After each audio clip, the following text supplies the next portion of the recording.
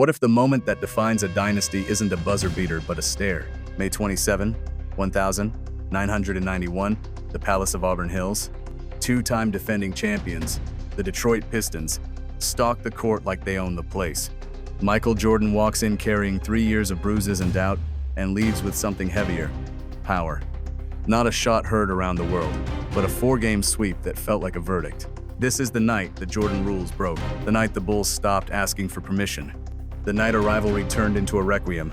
If you still think championships are just about talent, watch what belief looks like when it finally finds structure. Tonight, the steals, the traps, the slights, and the walk-off that said as much as the scoreboard. I think it was very difficult for them because they were 2-time champions. But, there certainly has to be some respect. Straight up bitches. That's what they walked off like. Whatever he says now, it wasn't his true actions then. It's time enough to think about it. Or the reaction of the public that's kind of changed his perspective of it. Yeah, you can show me anything you want. There's no way you can convince me he wasn't an asshole. This is the kind of story we live for here at Amazing Hoops, when a rivalry becomes a requiem and a star becomes a dynasty. If you love the drama, the history, and the greatness of the game, hit subscribe, turn on that notification bell, and join us courtside, because what you're about to see is the night the throne of the East changed forever. By the spring of 1991, Michael Jordan stood at a crossroads. He had already redefined what it meant to be an NBA superstar. 5 straight scoring titles, a league MVP, a cultural icon whose highlights, soaring dunks, impossible acrobatics, game-winning daggers, were broadcast across the world. To the casual fan, he was untouchable. To opponents, he was terrifying. But to his harshest critics, and to history itself, there was still one undeniable truth. Michael Jordan had not yet beaten the Detroit Pistons, and until he did, his greatness came with an asterisk. Between 1988 and 1990, Detroit had slammed the door on Chicago 3 years in a row. Isiah Thomas, Joe Dumars, Bill Laimbeer, and Dennis Rodman, the infamous Bad Boys, were more than champions. They were tormentors, executioners, the dragon guarding the treasure at the gates of the Eastern Conference Finals. Their calling card was the Jordan rules, a defensive scheme so ruthless it bordered on psychological warfare. Force him left, trap him hard, make him hit the floor. If Jordan soared, bring him crashing down. It wasn't basketball, it was survival, one commentator later said. And if you ask the man who led those Pistons, Isiah Thomas himself, he'll tell you exactly what the Jordan rules really were. So they were called Jordan rules, but they're defensive rules. They were about defense. And at that time, you wasn't going to give away your game plan or your formulas of how you're defending and stopping someone. So yeah, they called them Jordan rules, but the way it was, what I figured out is that Jordan wasn't as good going left as he was right. And that's like no big revelation. However, but the way they were playing, their offensive scheme allowed us to force him left, double team him from the baseline. And consequently, when he became a passer, and he was a reluctant passer, he wasn't a great passer with his left hand. He was right hand dominant. So we would keep pressure on the right side to force that pass to be up in the air and not a direct line drive pass. If we can make that pass up in the air, then it gave us enough time to rotate defensively to get back and help and recover. And those were simply the rules. And survival was the point. Chuck Daly's Pistons weren't trying to outshoot Jordan. They were trying to outlast him. Every drive meant an elbow. Every jumper meant a body flying into his space. Every smile or swagger meant a reminder that the Pistons were the kings of the East. As Laimbeer once put it bluntly, we weren't there to be Michael Jordan's friends. We were there to break his spirit. The impact was real. For 3 consecutive springs, Jordan left the postseason battered, bloodied, and defeated. His brilliance on paper, averaging over 30 points per game in those series, wasn't enough. Detroit had the rings. Detroit had the banners. Detroit had the one thing Jordan's legacy desperately needed: playoff dominance. How legitimate was the hatred between those Bulls teams and those Pistons? Oh, I hated him. And yet, there was something building beneath the surface. Each loss wasn't just pain, it was preparation. Each hard foul wasn't just punishment, it was a lesson. By 1991, Jordan wasn't just chasing redemption, he was chasing validation. Could he conquer the bad boys? Could he finally rip down the wall Detroit had built around his destiny? Or would the Pistons once again prove that basketball wasn't about highlights, but about toughness, grit, and scars? The answer would define not just a season, but an era. The Palace of Auburn Hills was more than just an arena. It was a fortress, a coliseum where the bad boys of Detroit ruled with iron fists and cunning strategy. From the moment the Bulls walked onto that polished hardwood, they were greeted by a crowd that thrived on intimidation. Detroit fans didn't just cheer. They jeered, they cajoled, and they created an atmosphere where opponents felt like intruders. Between 1988 and 1990, the Pistons had built a dynasty, not by flair or finesse, but by sheer, unrelenting physical dominance. They weren't just champions. They were bullies, masters of the psychological and physical games that broke opponents before the final buzzer. At the heart of this dynasty were legends who thrived on rivalry and chaos. Isiah Thomas, a point guard with unmatched speed and fearless leadership, orchestrated the team's offense like a general on a battlefield. Joe Dumars, calm and precise, could exploit a defender's slightest weakness. Bill Laimbeer, the embodiment of toughness, ruled the paint with bruising rebounds and punishing screens. And Dennis Rodman, the enigma, brought chaos on both ends with relentless energy and audacious steals. Together, they turned every game into a war of attrition, and every opposing team into a test of endurance and willpower. The Pistons' reign wasn't limited to beating Chicago. They had humbled Boston's Celtics, dismantled Magic Johnson's Lakers, and instilled fear across the Eastern Conference. Each victory reinforced their supremacy, and every playoff series cemented their reputation. To challenge Detroit was to risk humiliation. Commentators of the era, like Hugh B. Brown on NBA on CBS, often remarked, "Playing the Pistons in Auburn Hills is like stepping into a gladiator arena. You never leave the same." And yet, for all their dominance, one obstacle remained: the Chicago Bulls. The Bulls had been eliminated 3 consecutive years by this intimidating force, each time falling short, yet each defeat sowed seeds of resilience. While Detroit's physicality was legendary, Chicago's growing cohesion and determination hinted at a storm waiting to erupt. Could the Bulls finally crack the code of Auburn Hills? Could Michael Jordan and his maturing squad endure the psychological warfare and emerge victorious? The question wasn't just about a single game. It was about the legacy of a team versus the might of a dynasty, a moment where history itself waited in suspense. By 1991, the stage was set.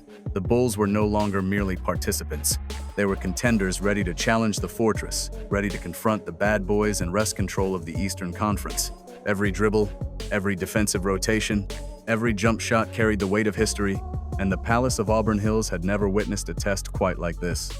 By 1991, the Chicago Bulls were no longer the team that had crumbled under Detroit's physical dominance in years past. Scottie Pippen, once a raw and inconsistent forward, had transformed into a versatile all-star, capable of defending multiple positions, orchestrating fast breaks, and creating offense when Michael Jordan was double or triple teamed. His growth was more than statistical. It was psychological.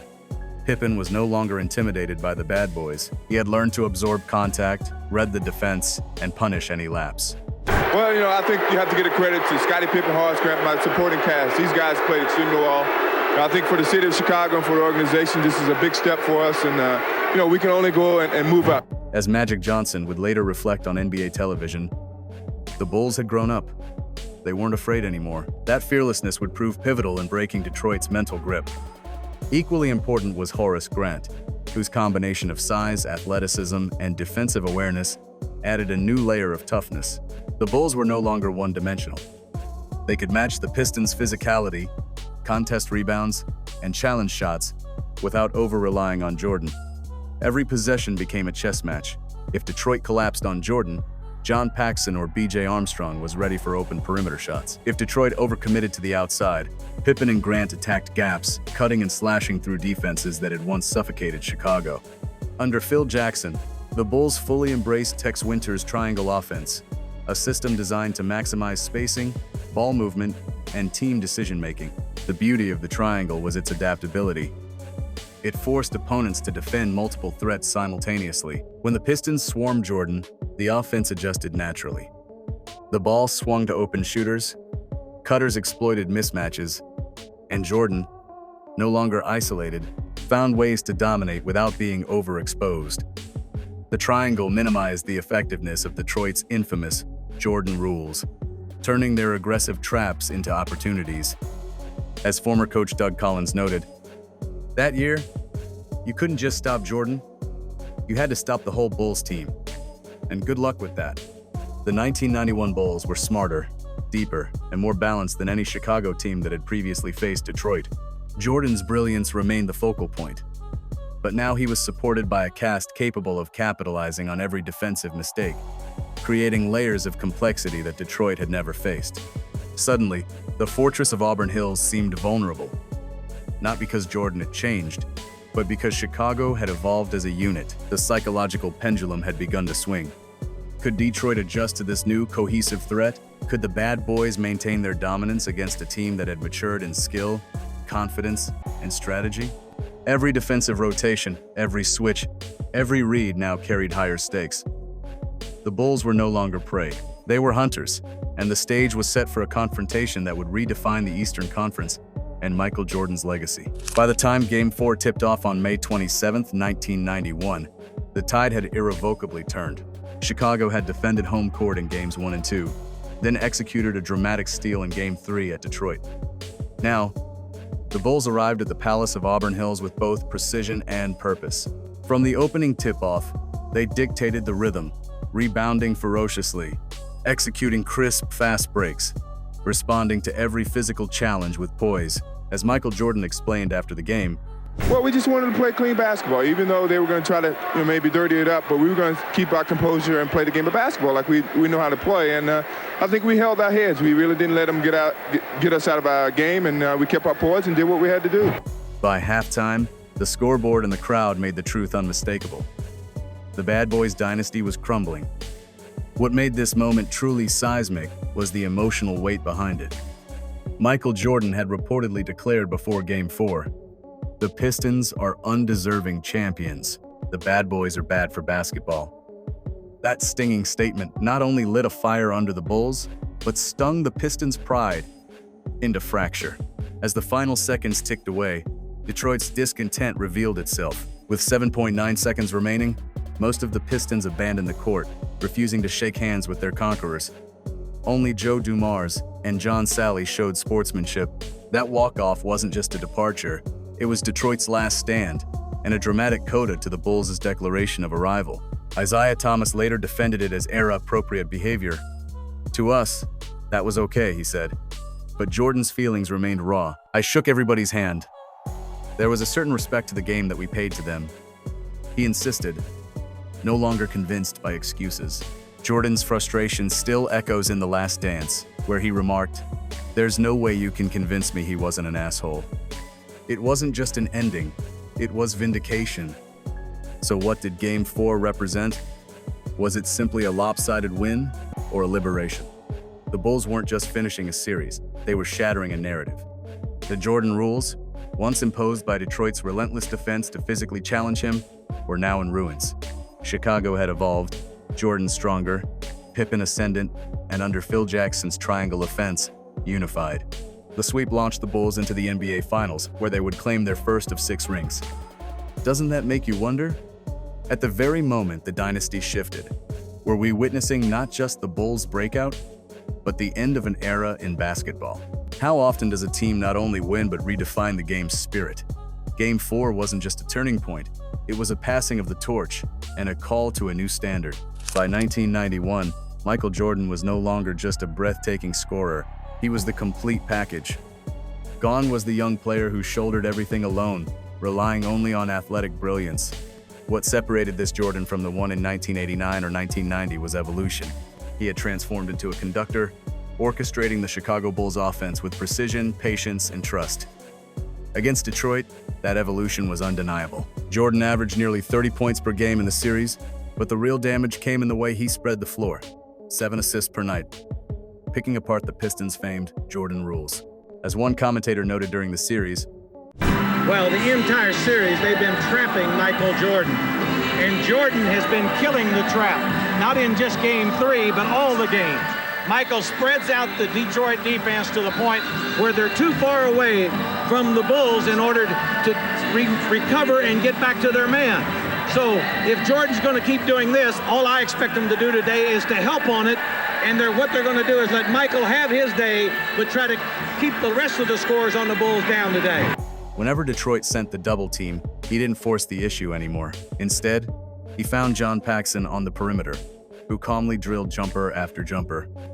He trusted Scottie Pippen to slash through the cracks, Horace Grant to battle on the boards, and B.J. Armstrong to punish the open looks. Suddenly, the Pistons' iron grip unraveled. Jordan himself explained years later, "I had to learn to trust my teammates. Once I did that, everything changed." But don't think for a second he abandoned his own scoring artistry. If Detroit sagged back, he answered with those impossible mid-range fadeaways, rising above defenders as if gravity had no hold. When they overplayed the perimeter, he sliced straight through the lane, absorbing contact, contorting mid-air, and still finishing with an acrobatic layup that left even Pistons fans shaking their heads.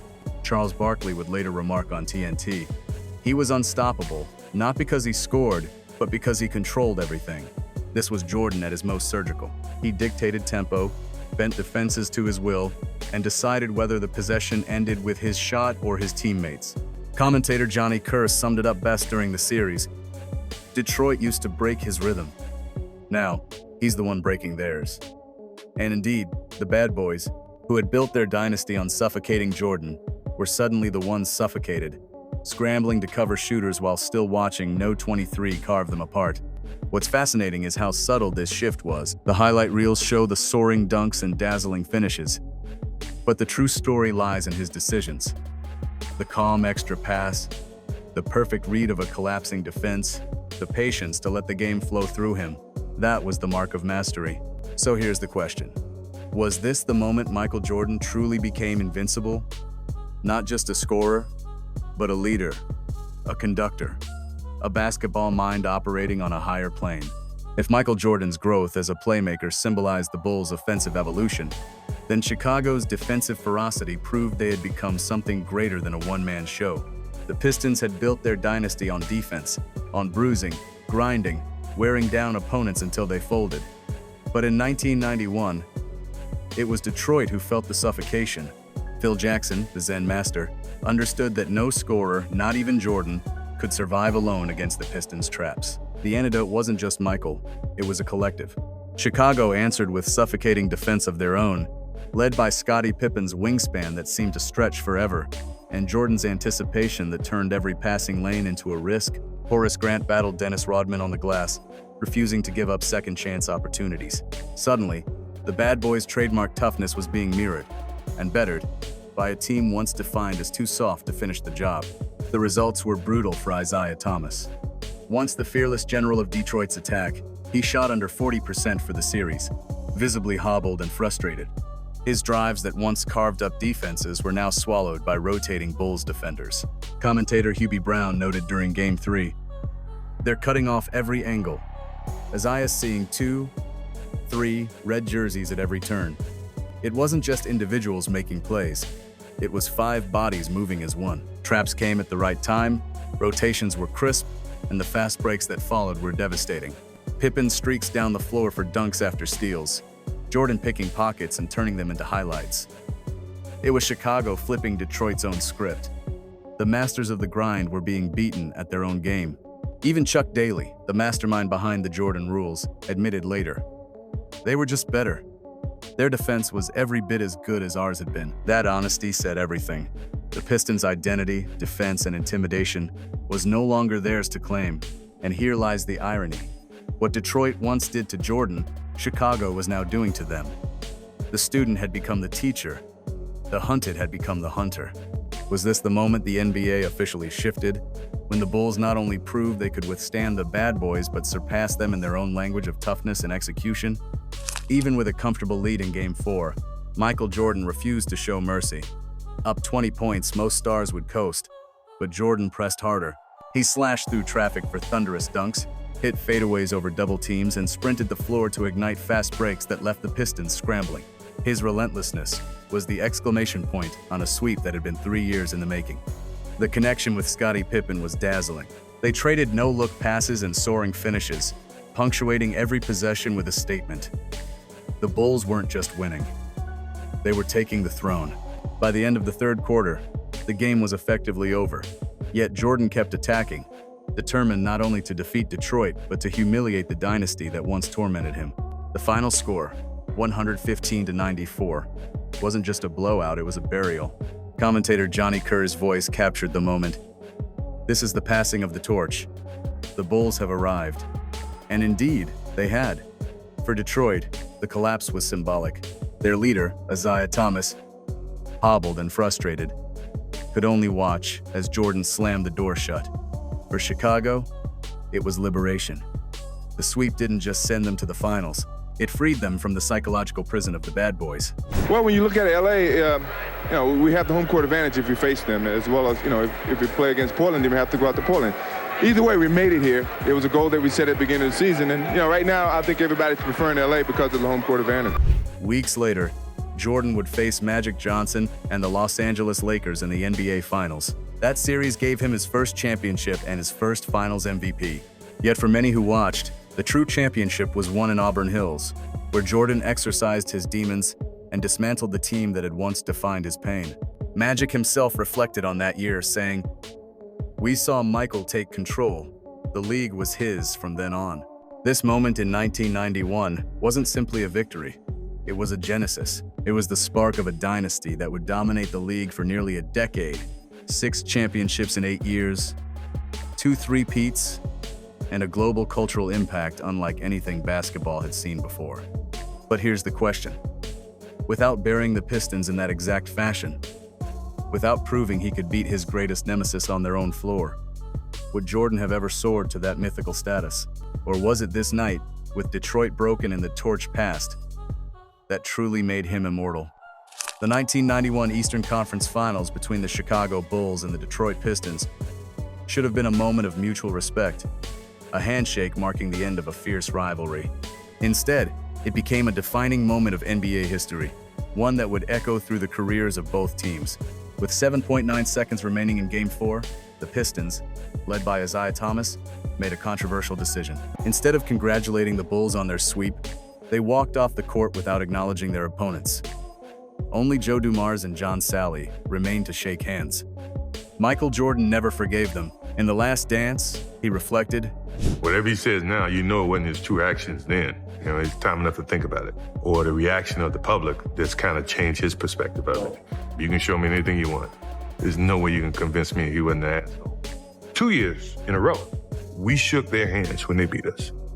There was a certain respect to the game that we paid to them. That's sportsmanship, no matter how much it hurts. And believe me, it fucking hurts. But they didn't have to shake our hands. We knew we were past already. We gotten past them. And that was the most, that to me, that was better than, in some ways winning a championship. Isiah Thomas, on the other hand, offered his own perspective. We didn't do anything any different than the Celtics did, or the Lakers did, or anybody else did. After championship games, I don't remember teams going shaking hands. Now this is just me. Maybe I missed something somewhere. Now, am I a sore loser? Yes, I am a sore loser. I've never met a nice loser who wins. Am I a sore loser? Yes, it doesn't sit well with me. Losing does not sit well with me. Do I learn from losing? Yes, I do. Would I change anything about the way the game ended and everything? Yeah, clearly if I had to go back and change some things, yeah, I would change them. What would you change? Well, if I'd have known that it would have caused this much stir, then we would have shook hands. The aftermath of the series marked a turning point for both franchises. The Bulls, having overcome their nemesis, went on to win their first NBA championship and began their ascent to dynasty status. In contrast, the Pistons' walk-off signaled the end of their dominance in the East, and they would not return to the NBA Finals for several years. Years later, the tension between Jordan and Thomas resurfaced during the selection process for the 1992 U.S. Olympic Dream Team. While some speculated that Jordan's influence played a role in Thomas's exclusion, others, including Dream Team architect Rod Thorne, denied any such discussions. However, a taped interview revealed that Jordan had expressed reluctance to play on the team if Thomas was included, suggesting that interpersonal dynamics may have influenced the decision. The rivalry between the Bulls and Pistons, epitomized by the 1991 Eastern Conference Finals, remains one of the most intense and storied in NBA history. It serves as a testament to the passion and drama that define the league, leaving fans to ponder, what if the Pistons had chosen sportsmanship over defiance? Would the course of NBA history have been different? May 27, 1991 wasn't just a game. It was a declaration, a turning point in NBA history. Michael Jordan didn't just defeat the Pistons that day, he obliterated the myth of the Jordan rules. He laid to rest the era of physical domination that had defined the league and staked his claim as the new king. This wasn't simply about winning a series, it was about claiming a throne that had been fiercely contested. That moment when Jordan sealed his dominance over the Pistons marked the birth of a dynasty. 6 championships, 2 three-peats, an unstoppable force that would redefine what it meant to be a champion in the NBA. From that sweep, the world watched as Michael Jordan transformed from a prodigious talent into the undisputed greatest of his era, if not all time. But the real question remains, was this the moment Michael Jordan became the greatest? Or was it merely the first chapter of a legacy that would stretch beyond the game itself, inspiring generations and redefining greatness in every corner of sports? One thing is certain, May 27, 1991 marked the end of one era and the undeniable rise of another. If you liked this video, don't forget to press the subscribe button and ring the bell to not miss the latest videos from Amazing Hoops. Please leave your comments and suggestions below in the comments section, and don't forget to share this video with your friends. This action also motivates us to try harder. Have a nice day.